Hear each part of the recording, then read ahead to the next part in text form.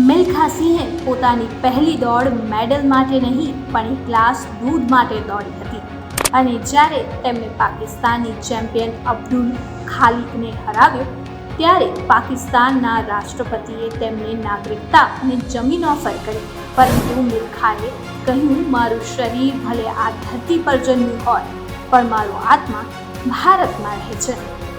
તમને જાણીને આશ્ચર્ય થશે કે ધ ફ્લાઇંગ સિખ મિલ્ખા સિંહે પોતાની પહેલી દોડ કોઈ સન્માન કે મેડલ માટે નહીં પણ એક ગ્લાસ દૂધ માટે દોડી હતી. હકીકતમાં 1949માં મિલ્ખા સિંહ સેનામાં જોડાયા પછી ભારતીય સેનામાં એક જાહેરાત કરવામાં આવી હતી.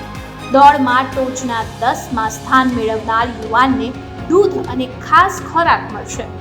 તે ક્ષણ હતી જ્યારે મિલ્ખા સિંહ એક યુવાન સૈનિકમાંથી દોડવીરમાં પરિવર્તિત થયા.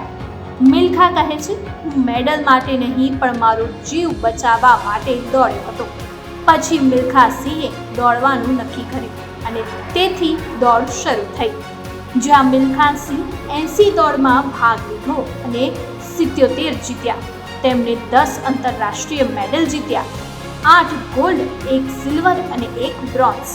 1958માં ટોક્યોમાં એશિયન ગેમ્સમાં વળાંક આવ્યો. દોડ પહેલા તેમના જૂતા ફાટી ગયા પણ મિલ્ખાએ હાર ન માની. ફાટેલા જૂતા સાથે તેમણે 200 મીટર અને 400 મીટર બંનેમાં ગોલ્ડ મેડલ જીત્યો. એક જ રમતમાં 2 ગોલ્ડ મેડલ જીતનાર પ્રથમ ભારતીય બન્યા.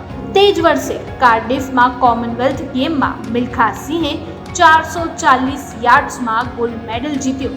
આ એક ઐતિહાસિક વળાંક હતો, કારણ કે કોમનવેલ્થ ગેમ્સમાં ક્યારેય કોઈ ભારતીય પુરુષે ગોલ્ડ મેડલ જીત્યો ન હતો. ભારત વિરુદ્ધ પાકિસ્તાન લાહોરમાં સ્પર્ધા.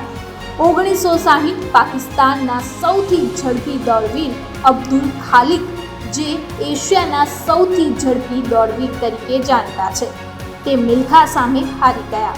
આ જીત પછી પાકિસ્તાનના રાષ્ટ્રપતિ અયુબ ખાને મિલ્ખાને ફ્લાઇંગ સિખનું બિરુદ આપ્યું.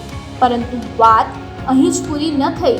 અયુબ ખાને કહ્યું, મિલ્ખા, તું અહીં રહે, આ ભૂમિ અને નાગરિકતા તારી છે.